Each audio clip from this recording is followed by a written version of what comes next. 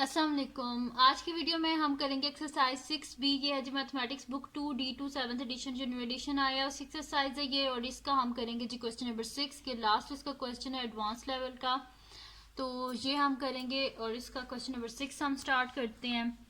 तो question number 6 है हमारे पास, क्वेश्चन नंबर 6 है, ठीक है। और इसके जितने पिछले क्वेश्चन हैं वो मैं अपनी पिछली वीडियोस में करवा चुकी हूँ, उसका लिंक मैं डिस्क्रिप्शन में दे दूंगी, आप वहाँ से देख लीजिएगा। और अगर अभी तक आपने मेरा चैनल सब्सक्राइब नहीं किया तो इसको सब्सक्राइब कर दीजिए और बेल आइकन को लाजमी प्रेस कीजिएगा ताकि आपको न्यू आने वाली वीडियोस के बारे में पता चल सके। तो क्वेश्चन नंबर 6 है जी, एक्सप्रेस करना है हमने सिंपलेस्ट फॉर्म में जो गिवन हमारे पास फ्रैक्शन है इसको।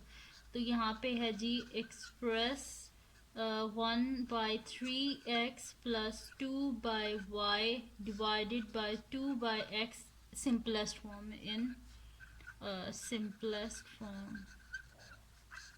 ठीक है जी, इसको सिंपलेस्ट फॉर्म में हमने एक्सप्रेस करना। तो सोल्यूशन स्टार्ट करते हैं।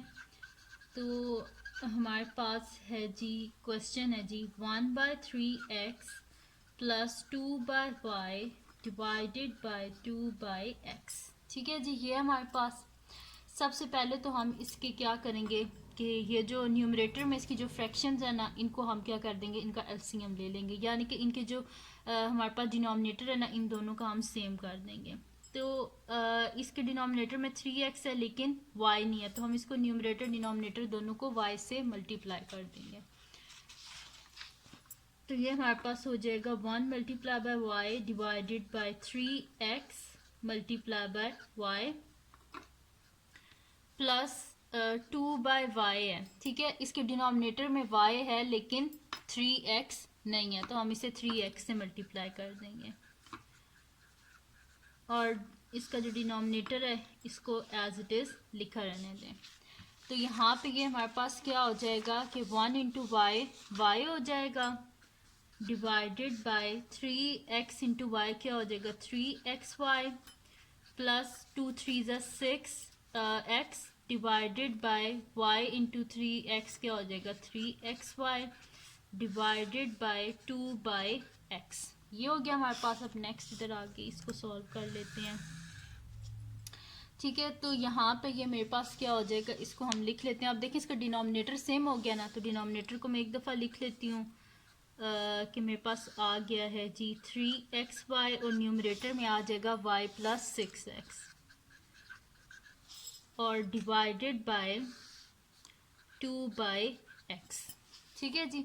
अच्छा, जो हमारे पास होते हैं ना डिवाइड को हम मल्टीप्लाई में चेंज कर सकते हैं अगर हम उसका रेसिप्रोकल ले लें। रेसिप्रोकल क्या होता है कि जो डिनोमिनेटर होता है वो न्यूमरेटर बन जाता है, जो न्यूमरेटर होता है वो क्या बन जाता है डिनोमिनेटर बन जाता है। ठीक है, तो डिनोमिनेटर न्यूमरेटर बन जाता है, न्यूमरेटर डिनोमिनेटर बन जाता है। तो y plus 6x divided by 3xy multiply by इसको अगर सिंपल वर्ड्स में बोले तो उसको उल्टा कर देते हैं डिवाइड को मल्टीप्लाई में चेंज करने के लिए। तो ये हमारे पास क्या हो जाएगा x/2।